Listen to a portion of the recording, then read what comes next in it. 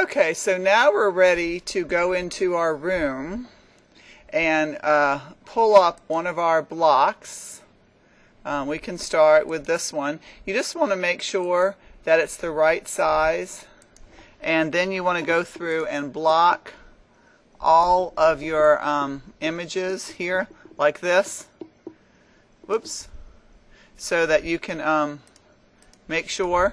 Now if the block is too big, you know you have some other choices. So I'm going to let you go ahead and work on blocking out the entire room, covering them all with these blocks. Now this one right here, you might want to go and use a little bit smaller one. See how we can do that? So we can see the edge of our block, okay? To work on that one just for a minute. So go ahead and do that, and then we'll get back. Okay, so then you go ahead and block off your entire game. I decided to go ahead and use a large block on the end because, you know, I didn't want any of the little platform to stick out in case the character got to the end and there was a little bit of the platform left and he fell off. The player, I think, would feel cheated. So right now we have all these little, all of our platforms covered. So we're kind of getting our room lined up. So we're going to go ahead and save this as main room. And then you can go ahead and test the game or just see what the game looks like, okay? So here's what our game looks like. And of course you can't see the blocks, but when our character will jump on the platforms, the blocks are hidden, and that'll give our character something solid to push off on. So when we put our character in the room here, which I just went to the room and placed our character in the room, and there's our right and left button, and you can see our character is changing and our character can jump. We need another probably level right here. When I designed that level, there's no way for the character to get up, so you'll have to just think about that when you're designing the game to make sure that there's a level for the character to jump in. So I'm going to go fix that, and you guys can go fix that. Just going to basically move this level down, okay? Okay, so you can see that I went back and put another little level here and moved this level down. You know, we could have also brought in the little climby vine later, which we can put at different places. So now you can play test your game and see if at least you can get your little character to jump a little bit. Okay, so here's my character. We were jumping around, got up here. You can also jump on the clouds, by the way. Alright, so everything's working pretty good in our level so far. So we've added our background.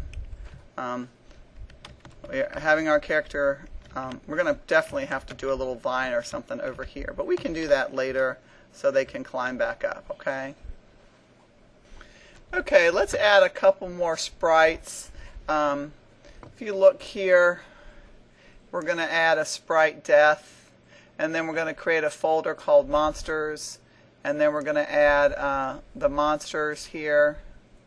So, and then add a mushroom and a SPR level change, little sign that goes you sprite level change. So go ahead and add these in right now, and then go ahead and add these sounds in. Remember, they're all in the folder where you found the tutorial. So add these 1, 2, 3, 4 sounds in, and all of these sprites in, okay? And then you can pause this tutorial. And then when you bring in your sprites, you can see on the sprite death the parameters for that one.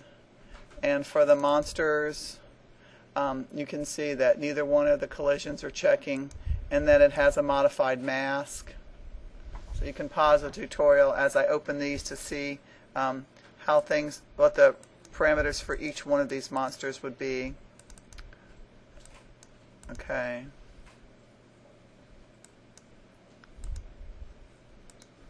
And then for this one, the monster flat, you can see you have both of these checked. And then the marker and the flying monsters properties.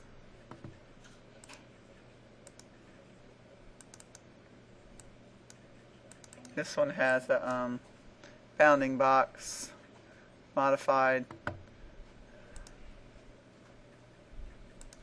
And then the mushroom properties, and then the level properties. Okay, and the sounds are probably just pretty basic, but we'll take a look at each one of these so you can see to make sure that you have all of the right specifications. Okay, so we added all of these sprites and we added all of these sounds. By the way, if you didn't figure out, that's how you can create a group. You just right-click and create group, okay? Okay, once you've done that, then you need to go ahead and create the objects for the object monster, the object flyer, the object marker, the object monster dead, the object mushroom, the object level exit, and the object death. Go ahead and create all those. Then we'll go in one by one and show you what parameters you need for each one of them before we add them to the room. So pause the game, pause the tutorial right now, and go through and add all the objects, okay?